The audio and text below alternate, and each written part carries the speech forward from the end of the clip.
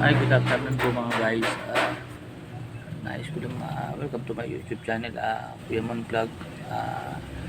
Ang content ko po, gusto ko lang po sanang magpasalamat sa mga nadagdagan ko pong followers. Kagabi pagtingin ko po, nadagdagan po kasi ng 10 may nag-follow sa akin eh. Halos magtutuwa 2,000. Ano na po siya, for 2,000 na po eh. Kasi kahapon nasa 2,000 na lang po. Ano lang po yun, 1,000 1990, basta kulang pa po ng 10 ngayon ano na po to, nag 2,000 po, kaya ibig sabihin nadagdagan po ng 10.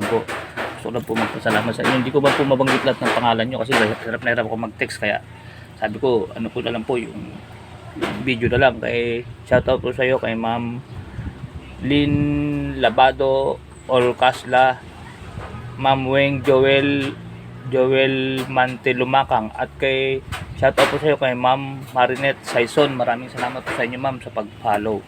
Patuloy po sana tayong pumalaw, at saka sana po loobin ng Panginoon na meron pang ibang mag-follow dyan na para madagdagan lalo ang natin, kasi po siyempre po nakakatawa din po ganun. Hindi na po ako masyadong makapag-upload ng kung ano-ano na lang po na i-upload ko ngayon. Buti may pumapollow pa. Salamat po sa inyo. Shoutout po sa inyo lahat. Yung iba po hindi ko na po nabanggit. Alam niyo na po, kasama na po kayo. Basta kasama po kayo doon sa mga pumalaw na yun. Salamat po sa inyo. Continue follow po sana. Hindi ko na lang po mabanggit siyempre lahat. Kasi nahirapan na po akong mag-text kasi po na-stroke ako eh. Pati nga pag-gitara, hindi na po ako mag-gitara. At saka, sama ko na rin pala sa content ko tong talk natin na to, na kasi meron isang kapatid ko sa paniniwala na may nag-comment sa akin sa comment section ko, na sabi niya, kapatid, ba't hindi ka mag-upload ng yung ginigitara mo parang tungkol lagi puro subukan mo na mag-gitara ng praise song tungkol sa mga kanta natin. Ito po ang paliwanag ko sa iyo kapatid, kaya ako ganun po ang ngayon. Kasi po kung ako lang po gustong kong gawin yung ganun, kung kaya ko na pong mag-gitara, tsaka kung sakali kaya ko na po, may isa pong dahilan kaya parang hindi ko po magagawa yun. Kasi medyo papaliwanag ko sa inyo, kasi minsan pong nagbi-video ko, wala naman po ako planong i-upload yun para gamitin ko sa, kasi sabihin po natin, aminin na po natin sa oo at sa hindi, itong pagbablog po parang may pansarili ka pong hangarin dito, kaya ka nga po nagbablog kasi iniisip mo na baka ma-monetize ka, di ba? Ayoko pong mag-anuhan na parang ginagamit ko pa yung namin sa ko nung nagbi-video lang ako, kasi gusto ko lang talagang ipaano sa asawa ko yun minsan yung video ba, para mapanood niya, kasi gusto ko rin siyang maakay paliwanag ko lang naman sa iyo to, brother, ha, kung sino ka man na, kung saang lokal ka, nag-comment po kasi sa comment section ko yun ayoko na pong banggitin ng pangalan para wala na pong basta paliwanag for general lang po to, general paliwanag.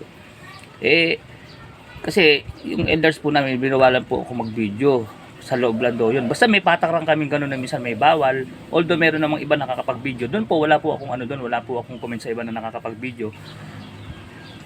Thankful po ako doon na sila pinapayagan, hindi po ako para magreklamo, kasi po parang po yan yung sinabi ng Panginoong Diyos, iba tayo ng talento, iba yung para sa kanya, iba yung sa'yo, kaya hindi mo pwedeng sabihin na ba't siya ganun, ba't ako hindi. Okay lang po sa akin yun. Sa akin lang po, inintindi ko yung sinabi na parang logic na lang siyempre bawal mag video, yan, parang solemn yan di automatic, parang yung kanta rin ng paniniwala namin, parang para sa akin solemn din yan. Ayoko din ipa-public lang na although may gumagawa nga, yun ang paliwanag ko.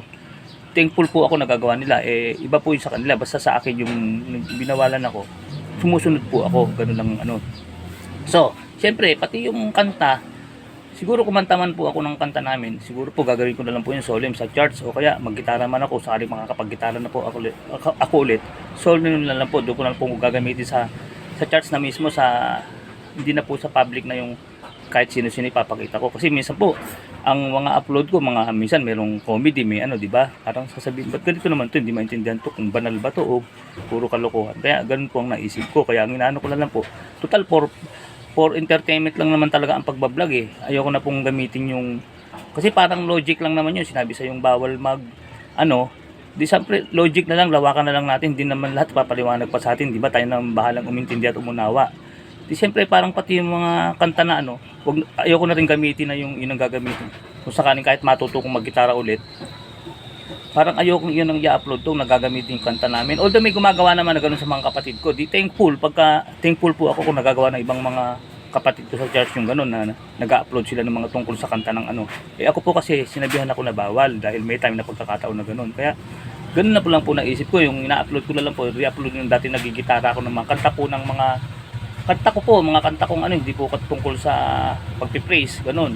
Yun po ang paliwanag ko sa iyo, brother, kung anong lokal ka man, para sana maintindihan mo, mag-continue ka pa rin pumalaw. Huwag kang ano, kasi nire-request nga po sa akin yun eh.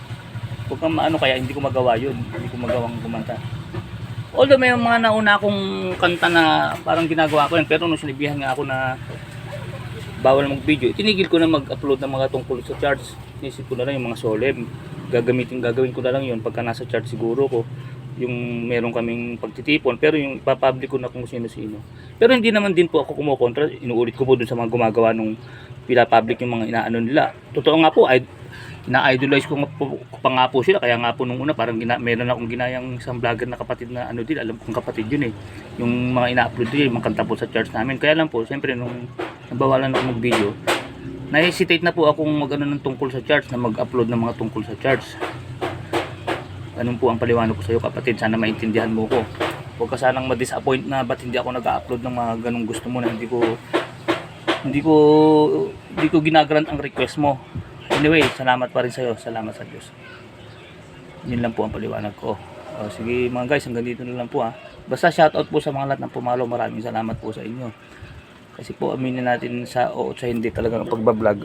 May layo yung karitong maano ka eh. Yung maaring maging dito, hindi ko sinasabing ganun. Maaring malay mo, gamitin ng Panginoon to para mabigyan tayo ng biyaya. Dahil hindi na nga po ako nakakagawa ng alahas. Basta lahat ng kakayahan ko dating kung paano ko magkaroon ng kabubuhay, wala na po lahat yun. Wala na po lahat sa akin yun. Ito na lang po, tumutulong-tulong na lang po ako magtinda sa misis ko, ganun. Wala na po lahat yun. Pati yung dati nga po, nagkakalikot pa ako ng malilit na pyesa ng relo. Ngayon hindi ko na po magawa. Kaya po, ganun ang ginagawa ko. Nag-upload na lang ako ng ano. Kaya, ang sa akin lang, ayaw kong maano na parang magagamit ko yung kasulimnihan ng church namin. Kaya ayaw kong pagtungkol sa church, hanggat maaari iniwasan ko ng magano. Parang mga tungkol na lang sa for entertaining na lang, kung ano-ano. Minsan yung patawa, minsan kanta, minsan gitara, ganun. Pero iniiwasan ko na po yung mag-upload ako ng basta alam niyo na po yung ibig ko sabihin. Maraming salamat po sa inyo mga guys. Kaya po ng dati, Kuya Raymond Vlog. Kuya Mon Vlog, keep safe, keep healthy. Always trust God. Maraming salamat po sa Diyos.